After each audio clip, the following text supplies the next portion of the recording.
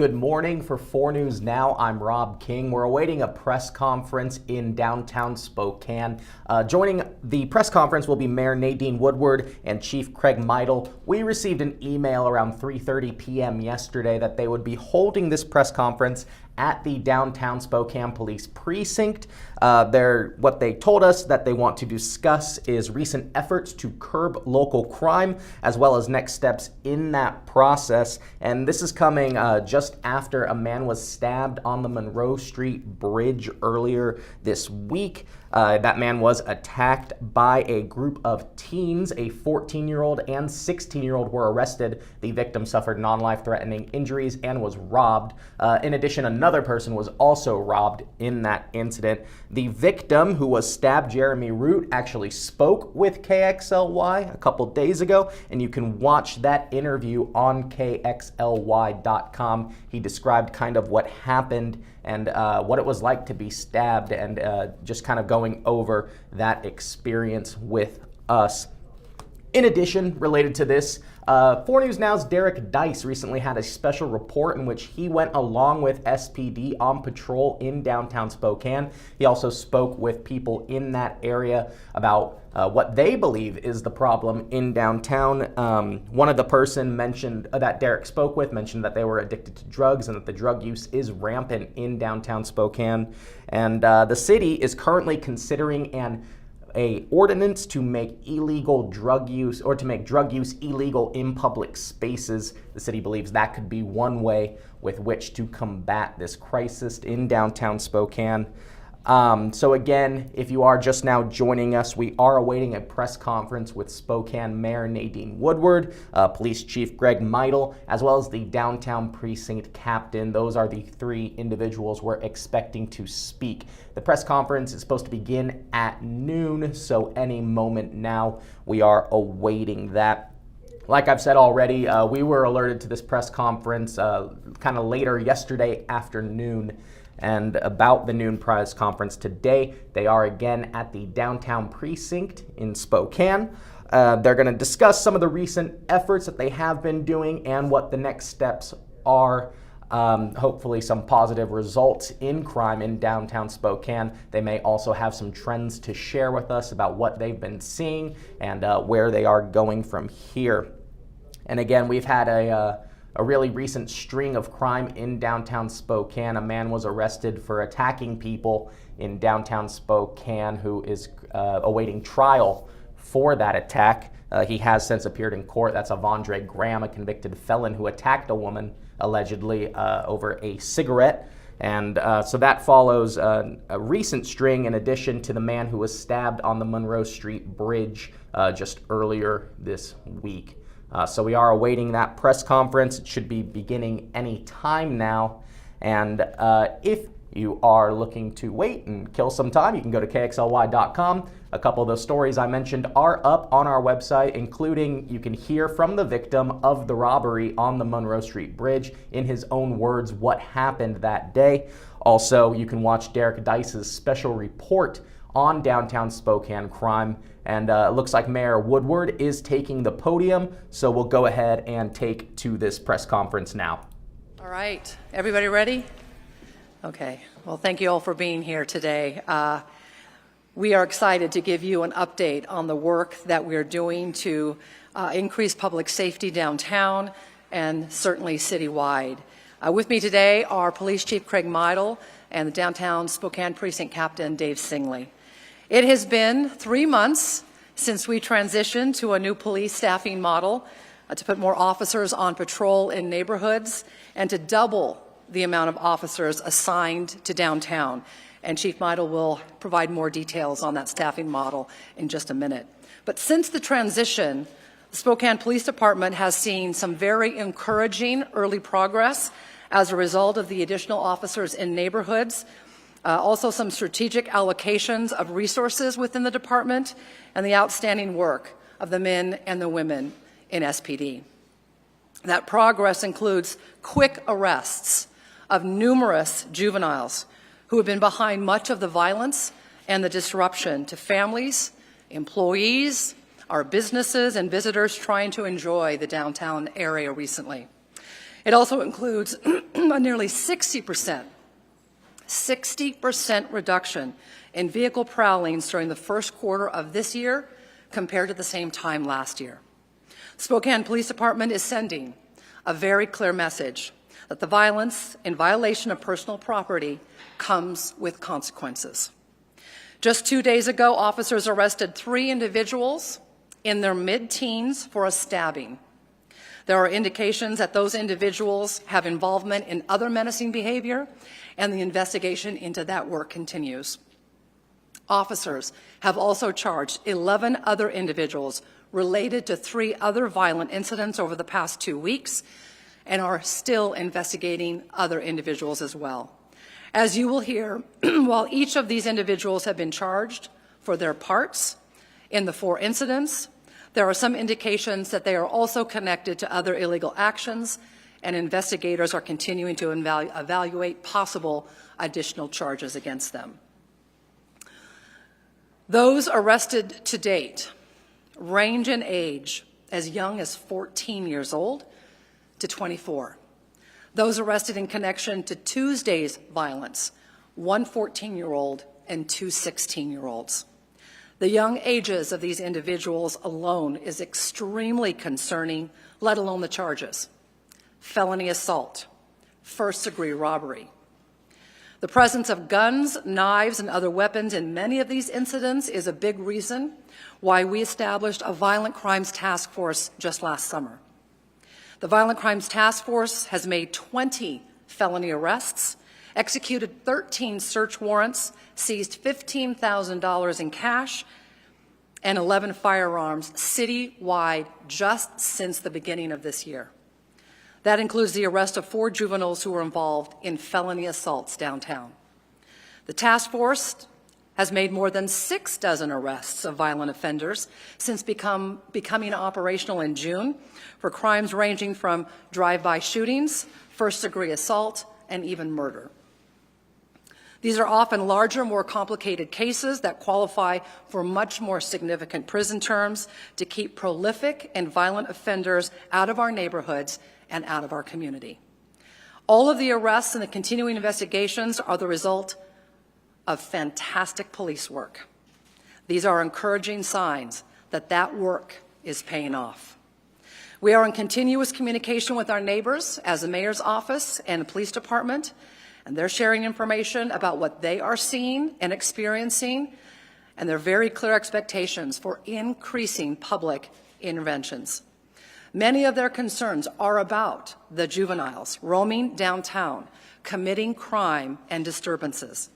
These early results are just the beginning of what will be the continued outstanding work by SPD and its partners in law enforcement as the community continues to work together for the health and safety of our city. And now I would like to invite the Chief to talk about the staffing changes and the strategy behind the approach that is putting more officers in our neighborhoods. Chief. Thank you, Madam Mayor, and good afternoon, everyone. Thank you for being here. Just give a quick overview of our patrol reorganization that we implemented in January 8th. You've heard the Mayor mention that as well. One of the things we realized is that we need more officers on the street. Every time an officer retires or moves on, it takes about a year to fill that position. So starting January 8th, we pulled more patrol officers back into patrol to help with the call load and help create the kind of safe community we all want to live in. Along with that patrol reconfiguration, we doubled the number of officers that we assigned downtown and extended their hours into the early morning of each and every day. Preventing these types of crimes that we're here talking about today, and you're going to hear more examples from Captain Singley momentarily, is a priority for the Spokane Police Department. We're constantly looking for innovative ways to balance the call load with the number of officers we have and also engage with the community as well. Again, the ultimate goal for the Spokane Police Department, and especially when we're talking downtown, is to make everybody feel safe. Increased visibility and community engagement is an important part of that strategy. Captain Singley has focused his staff, and his staff, as you've heard the Mayor say, have done an amazing job downtown with the resources that they have. One of the issues that you'll hear from Captain Singley as well is we have seen a trend of groups of juveniles roaming in packs looking to prey on other people. This is something that he's been aware of for a while. He has focused his resources downtown on trying to prevent these juveniles from engaging in the very acts that we are here talking about today as well. Public safety is a community responsibility. We cannot do it alone. That means we all have a part to play in making Spokane a safer community. For parents and guardians, it's important for you to be sure that you know where your kids are. Who are your kids hanging out with? What are they doing? Do you know where they're at? One of the common denominators that we see when we're talking about people that prey on others is the home life is shattered. They come from broken homes, or they have parents or guardians that are uninvolved. We need to have those parents involved in every single aspect of their child's life, who they're hanging out with, who they're associating with, and where are they. We need mentors, we need teachers, we need coaches to be involved in expressing the values that we all want to live in a safe community. Again, it goes back to we need everybody to be involved. We can't do this alone. We need that community engagement. We also have to talk about, do we have a meaningful way of holding juveniles accountable? A lot of us, when we think of juveniles, we think of these young kids. The juveniles that we're talking about that are preying on other people are very sophisticated in what they're doing. I'll give you an example. I'm talking with one of the officers this morning. They are roaming the streets with pepper spray, with guns, with knives, with other weapons and other tools. And after they commit these acts, they're changing clothes. They're splitting up and going in different directions. So they're very intentional and deliberate in what they're doing. So we need to understand that the types of juveniles we're dealing with are predators, and they're preying on other people. And Captain Singley has done an outstanding job of focusing his resources on addressing those juveniles as well. So it is our goal to ensure that we protect the community and that we also give victims a voice. As you heard me say, we cannot do it alone. We need the community involvement at every single level. But we also appreciate those individuals and organizations that have come alongside the Spokane Police Department and partnered with us to make sure that we're creating a safe community that we all want to work in. So with that, I will turn it over to Captain Singley. Thank you, Chief. So as the Chief said, we've certainly experienced an uptick in violent incidents downtown this year. And many of those have included or been perpetrated by large groups of teenagers or young adults, oftentimes with weapons, knives, guns, and resulted in some assaults with significant injuries. So there were several of them I wanted to highlight, but it's important to point out that although we do have some suspects outstanding on some of these incidents that we're still looking for, our officers have made arrests in every one of these violent encounters. So the first one occurred on March 29th, just outside the downtown library. We had a victim that was accosted by a large group of juveniles. During that assault, he was stabbed, he was pepper sprayed, he was punched and stomped on the ground repeatedly by a number of suspects. Our officers responded to the scene quickly. Suspects were gone. They proceeded to investigate, render first aid to that victim, but then continued their investigation, and over the next several days they were able to arrest 8 suspects who were involved in that incident. Their ages range from 16 to 24. They were charged with felony assault and felony criminal mischief, and there are still other suspects in that incident that they are trying to locate and arrest. On April 5th, we had an incident in Riverfront Park at the basketball courts where a victim was attacked by 3 teens. An altercation occurred. The 3 suspects, one brandished a knife, one brandished a gun. They wanted property from that victim. Victim tried to run away, was tackled to the ground, slashed with the knife. His property was taken. Our officers in that incident were subsequently able to locate and arrest one 15-year-old for first-degree robbery. On April 9th, we had another incident in the park where 12 juvenile suspects again attacked this victim. Again, they demanded property, which he refused. They ripped it from his arm.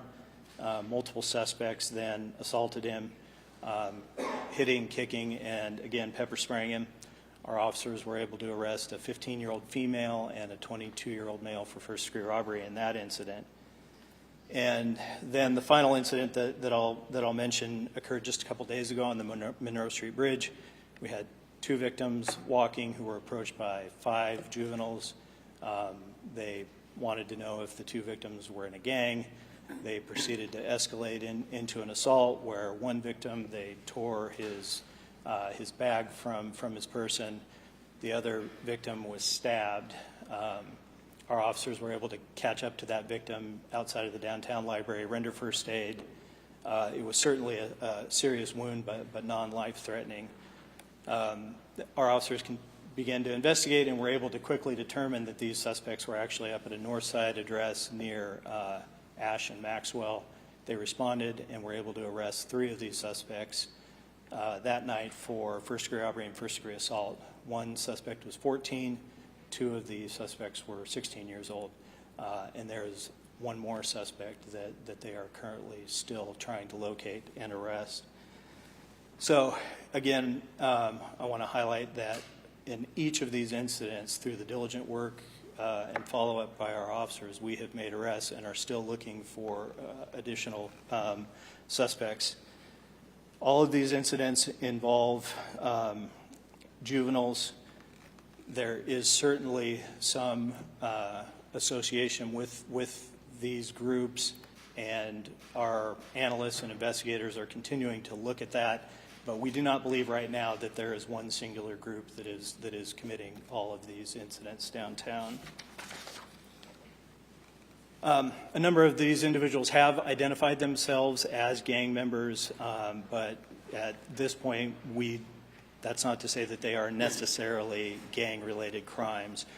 We are continuing to work with our Regional Safe Streets Task Force, which focuses on violent crime and gang activity and drug distribution. So Riverfront Park, as we all know, is really kind of the centerpiece of downtown. And we at the Spokane Police Department it is our priority, and we want to let people know that it continues to be our priority for that to remain safe and inviting and accessible to everybody. And that will continue to be our focus going forward.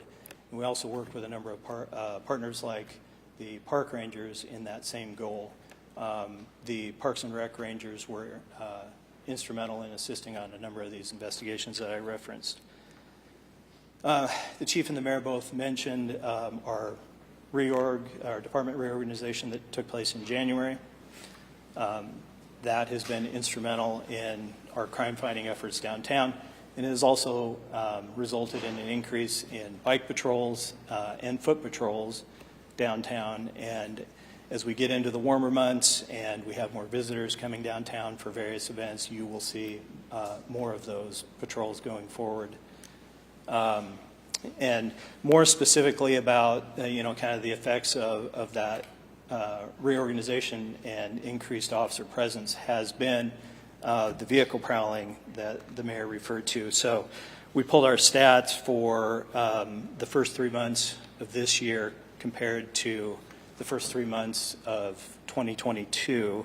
And in January, our vehicle prowlings dropped to 71 compared to 110 last year. In February, we dropped to 46 from 142 in February of 2022. And then in March, we dropped to 34 compared to 114 in March 22. So that is a pretty significant decrease just in that particular crime area. Here. Thank you, Captain Singley, and thank you, Chief Meidl. I just can't commend the department enough on the investigative work and the subsequent charges that come from that work. It takes a lot of time, but this is what amazes me, is how quickly they're able to resolve a lot of these cases. The progress is encouraging. We need to keep up the momentum. One of the important ways that we do this is by continuing to push for increased, tougher boundaries for drug-related offenses. So unfortunately, drug possession and use is a common theme that we see in the downtown core. We see it in our neighborhoods, and we see it all around the city. When there is violence and property crimes, chances are extremely high that there is also drug involvement. Chief Meidl and I, along with our colleagues around the state, have been extremely active with the state legislature, pushing for tougher boundaries for drug possession that mixes accountability and also treatment options. The bill that came out of the Senate, while it's not perfect, found some reasonable middle ground, but unfortunately, amendments added in the House have severely watered it down. What we need now is reasonable leadership that results in a drug possession law that pushes individuals to treatment and carries the certainty of jail time if failure to treatment happens. This is why I am working with my colleagues, mayors from around the state, on a letter to the state legislature urging them to retain the tougher boundaries in the Senate bill and leave room for local approaches to dealing with open drug use in public spaces. We all have an opportunity locally to make a difference with the solutions that meet the needs of our city here in Spokane. Officers regularly encounter drug use and are restricted by current laws from making and taking decisive action. Their inability under current law to do anything to address this issue is one of our greatest frustrations. That's why I have partnered with Council members Jonathan Bingle and Michael Cathcart on the Safe Open Spaces Ordinance that would make drug use illegal in Spokane, open drug use in public spaces. It establishes tougher boundaries with a mix of accountability and treatment opportunities, and also sets an expectation that public spaces are safe for everyone without the unwanted effects of smoke, residue, paraphernalia, and behaviors related to drug use. We have a drug emergency in this country, in our state, in our city, particularly with the emergence of fentanyl. Fentanyl and other substances not only continue to poison our communities, killing indiscriminately, wreaking havoc on the peace and order in our families, in our neighborhoods, in our region, but contributes to violence and our public safety in our city. Unfortunately, largely because of our size and our location, Spokane is a central hub for narcotics distribution throughout Washington, Idaho, and Montana. All too often, I hear from SPD about another significant seizure and arrest of someone in possession of thousands of fentanyl pills. And with bags and bags of pills, there are almost always guns. And that just creates another set of problems. So before we take any questions, I do want to leave you with a few data points. And they're quite alarming. The Spokane Fire Department administered Narcan, used to reduce the effects of opioid overdose, 18,013 times between 2015 and 2022. The frequency has grown to an average of at least once a day. That's just one agency. The number of confirmed opioid overdoses that the department responded to increased 60% in just the last couple of years, which it attributes to synthetic fentanyl that's now being added as a secondary substance. Fire departments and districts around our region are responding to the same type of overdose calls. Just ask the Spokane County Sheriff's Office. They will tell you that they have similar experiences taking fentanyl off the streets in Spokane Valley and even in the most rural areas of our county. Municipal police departments from Liberty Lake to Cheney are making the same fines and arrests. Here are the really staggering and sobering numbers. Fentanyl-related overdoses grew 186% from 2020 to 2021. And if that wasn't bad enough, consider this. Between 2017 and 2021, they are up more than 1,200%. During those same years, fentanyl seizures up 2,700% in eastern Washington. That includes more than 1,000% from 2020 to 2021 just in Spokane County alone. That's why we are urgently working on all fronts to get a handle on this type of activity in our community. And that's the update we have for you today. There's a lot of encouraging news along with this, but we do have some time for a few questions if anybody has any.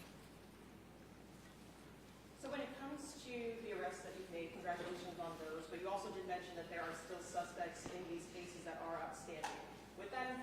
mind, some people might be worried when they come visit downtown. What would you say to those people who might feel scared or nervous hearing that there are still potential threats out there?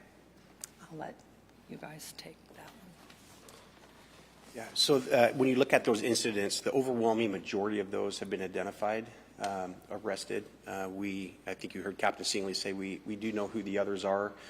One of the nice things about the staff that Captain Singley has is they get to know the folks that frequent downtown, including a lot of the juveniles.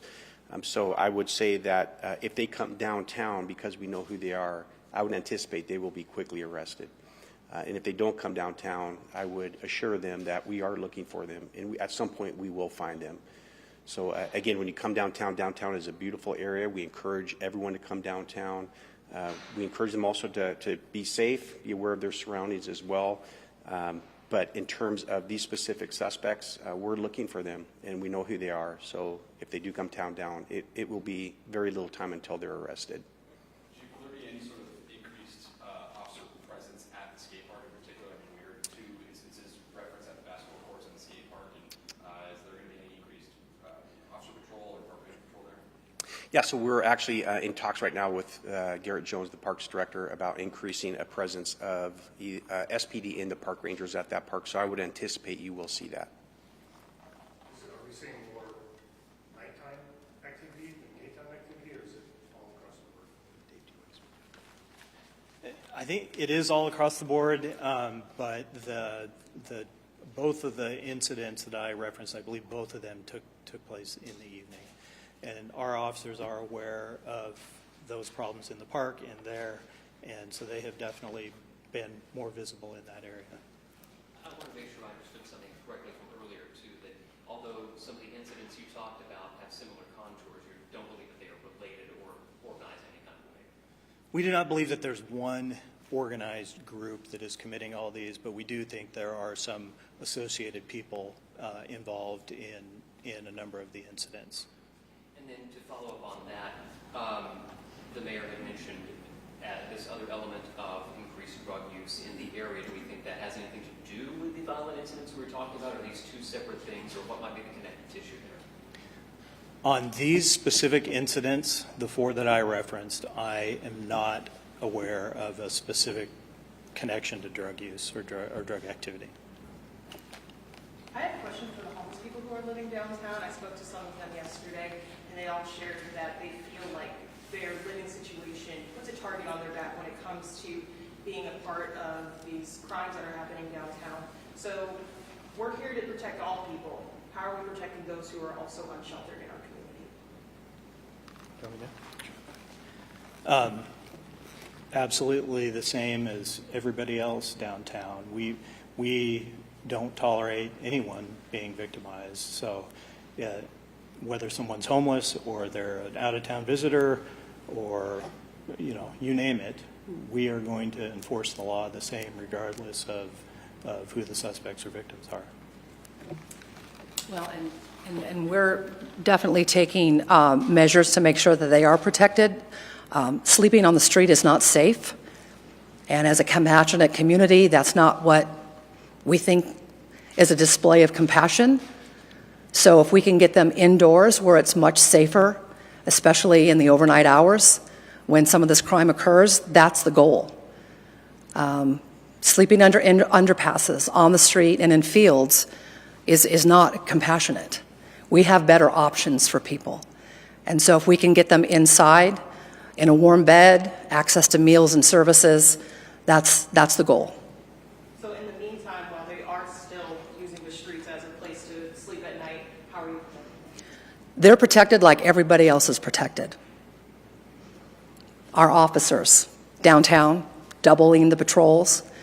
I was with our officers a couple of weeks ago on one of their patrols on foot, and they're doing an exemplary job, and I hope you give them credit for that, because they are making an effort to reach out to people on the street, to connect them to services that meet their needs better than just a sidewalk does.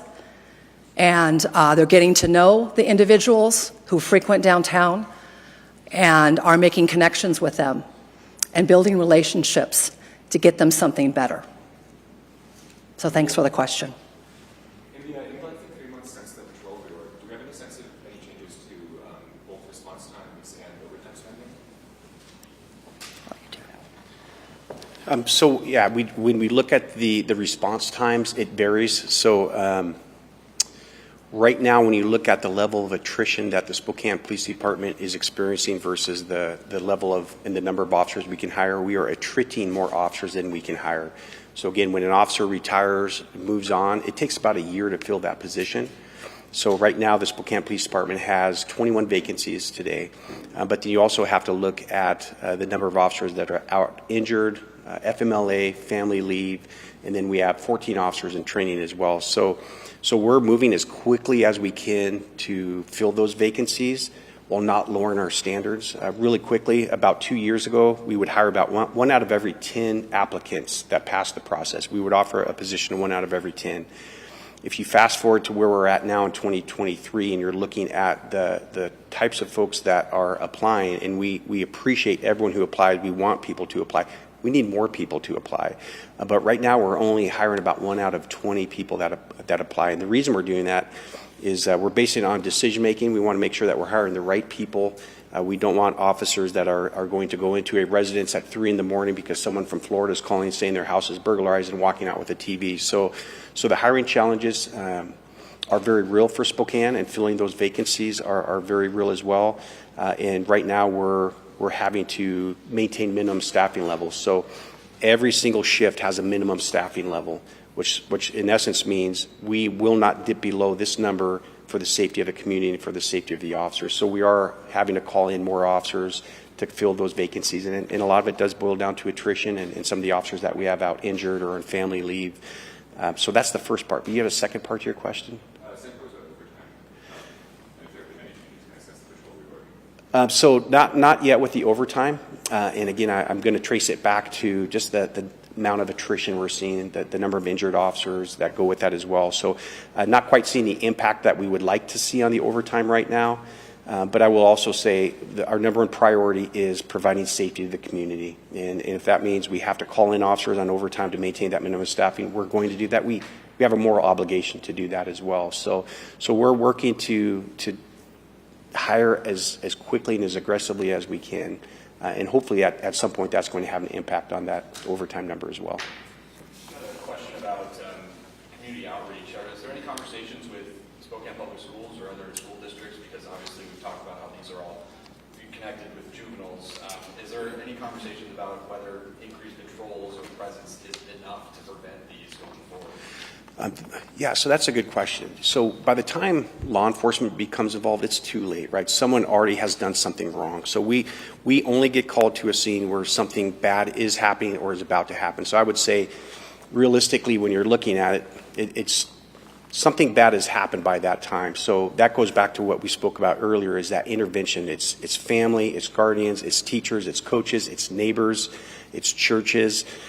So we are really absolutely need their involvement at every level. And when we're talking specifically about the juveniles that we've arrested or that have been involved, we're going to look to the family as well. Were you aware of where your son or daughter was? Or were you aware of who they're hanging out with, who they're associating with? Do you know where they're at?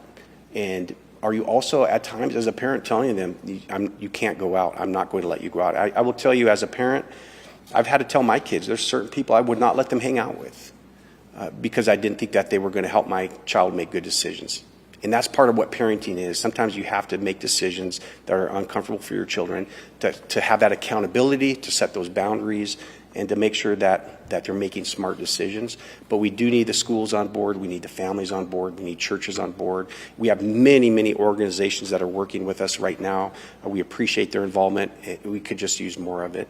Is there any specific efforts to decrease recidivism amongst these kids? I mean, it's early, 14-year-old, that's young to get arrested, and obviously you don't want them to repent. So how is that? Yeah, so the 14-year-olds, a lot of the best way when you're talking about kids who are school age is going to be at the schools, right? They're in schools 9 months out of the year. That's the best time to connect with them, provide those services, the counseling, the intervention, good decision making. What we as an agency also acknowledge is that during the summer for almost 3 months, there's not a whole lot going on. So what we implemented about 8 years ago was the Police Activities League. And that is a program across the city at 3 different parks. We have 8 to 9 different activities. And for 5 to 6 weeks, we ask the school-age children, come and join the Spokane Police Department during our Police Activities League. You can drop your child off. They will be safe. And we're going to do a variety of activities. We give them a buffet of activities to choose from. And then we also teach them about values. And we try not to preach at them, but we also do try to tell them, values of teamwork, patience, good decision making. So we're trying to fill that gap during the summer months. And we have partnerships with organizations like the MLK, some of the Youth for Christ, some of these other organizations. We do have those partnerships as well. How unprecedented is the recent uptick in juvenile crime that you're describing? Have we seen some improvements in past with really young people? Is this unusual? So the question was, how prevalent is youth crime? How unprecedented? Is this have we seen a large number of crimes committed by young people like this in the past? I don't have the exact numbers. We can certainly get those numbers. I will tell you anecdotally, it does feel like over the last several years, we've seen an intensity in the level of violence by juveniles now. And again, I'll point you out to some of the facts that were involved in these cases. Juveniles walking around with pepper spray, with knives, either walking around or associating with younger adults who have guns. One of the things that I know Captain Singley identified and really focused his team on last year as well was addressing these, and I'm just going to call them a pack of predators, these juveniles that are roaming around and looking to prey on people. So that's a trend that he spotted last year as well, and he told his team, we need to get this addressed as well. So anecdotally, it feels like there's a new level of violence coming from juveniles, and it's not unique to Spokane. I'm hearing it from other chiefs across the state as well. So that's one of the things where then we have to look at the, while we understand, and again, I think it was brought up as well, how do we stop them while they're young, or how do we divert them while they're young? And that's where it comes to. It can't just be government. It can't just be law enforcement. We have a role to play, but we have all these other organizations that we absolutely need to step up as well and become involved and insert themselves if their home life isn't where it should be. And we also need parents or guardians to make sure they're actually being parents or guardians as well. But back to your main question, I will tell you anecdotally, there is a feeling across the state that there is an increased level of intensity and the violence and the willingness to do violence that we're seeing from juveniles. And they're sophisticated. You heard me share earlier with you. These juveniles, after they're committing these robberies and these assaults, are switching clothes, changing clothes, breaking up and going into different directions. So these aren't just ad hoc juveniles. These are people who are being very deliberate and intentional in what they're doing. Are they recommitting crimes? The juveniles? Yeah. So what you heard Captain Singley say, there is at a minimum overlap between some of the people associated with these different groups. So at a minimum, some of them will be involved in multiple incidents, and others there will be some overlap. Not all of them are directly related, but some of the ones associated with one incident are associated with some of the other incidents, even if they're not directly involved, although some of them are directly involved as well. And have all of their victims been random for the most part? Or, can you say anything about how, if there was any connection to any of the people who were victimized, did they know any of these? The 4 incidents that I mentioned are all described in the reports as, this unknown group of suspects kind of confronting them in the park or on the street or on the Monroe Street Bridge. So not associated. Are there any hypotheses right now to tell us what is driving this increase you've mentioned across the state, not just in Spokane? Anybody have any good theories as to why now and why that's happening? So I will tell you, there's not one lever to this. There's not one layer. There are absolutely multiple layers. And again, I'll go back to something I'll say earlier. If you go to the Spokane County Jail right now and you look at the background of the majority of the people that are in there, the common denominator across all demographics is going to be broken family life. Either a single parent that wasn't at home, they're at work, or parents or family members that weren't involved. And that's where it starts. A lot of it also has to do with who do they associate with. There's a saying, bad company corrupts good character. So who are they associating with? And that's where the parents have an instrumental role of setting those boundaries for them. I think we are also experiencing an increase in mental health issues because of the COVID lockdowns. And I know, looking at some of the data I just researched earlier this year, 1 out of 5 people in the United States have some kind of mental health illness or some kind of mental health issue as well. So I don't think it's just unique to juveniles and minors, but I also think that as we get older, we develop more coping mechanisms. Everyone's heard they say males' brains aren't fully developed until they're 25. So the challenge is when they're younger, they don't have the same level of coping mechanisms and that same level of restraint that as an adult you would probably have, that you've just learned over the course of time. So it is multiple layers to this. Thanks, everybody. Appreciate the time. Thank you. Appreciate it. Yeah. See you soon.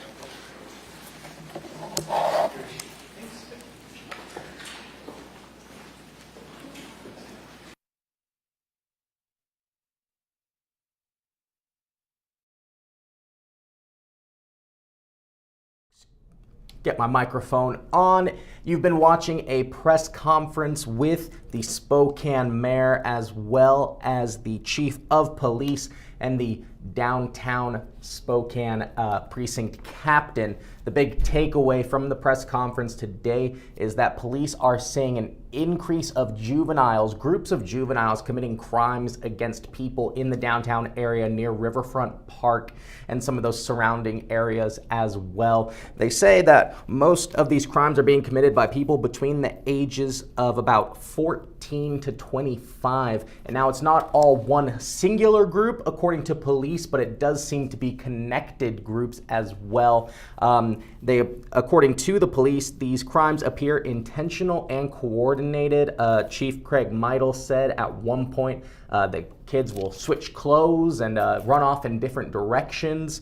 In addition, Captain Dave Singley, who captains downtown precinct, cited a couple recent incidents as examples of this. On April 5th, 3 teens robbed someone near the basketball courts and Bark Rescue Pub on Washington at Riverfront Park.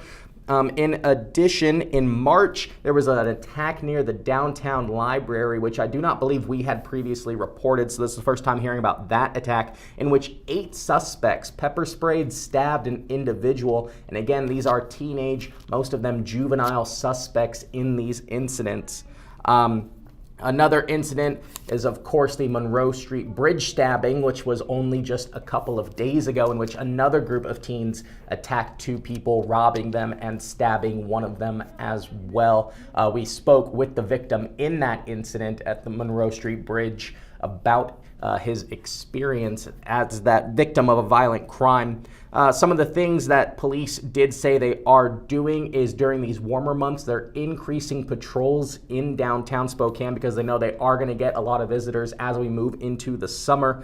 They're also investigating other individuals in connection to all the crime in downtown. The mayor called it encouraging progress, but the police chief and the downtown captain says it is these groups of what appears to be teens and young adults committing a lot of these crimes in those areas. They also mentioned fentanyl being a big driver of crime, as well as the city looks to pass a law that would illegalize public drug use in public spaces. SPD Chief Craig Meidl says they are putting more officers on patrol, and in fact, they've doubled the amount of downtown officers since that precinct opened. He also cited staffing issues as part of the reason that they can't always respond as quickly as they want, saying that when an officer retires, it takes about a year to replace their position. So in the meantime, in addition, Chief Meidl says that about 1 in 20 applicants to policing positions are actually hired for a role. So staffing issues there as well. But again, the big takeaway coming from downtown Captain Dave Singley, who says that these are groups of teens roaming downtown and attacking people committing these crimes. 4 News Now's Vanessa Perez was at the press conference today, and she will have all the details from it more than I certainly have, as she will break that down tonight at 5. But for now, I'm live in studio, Rob King for KXLY+.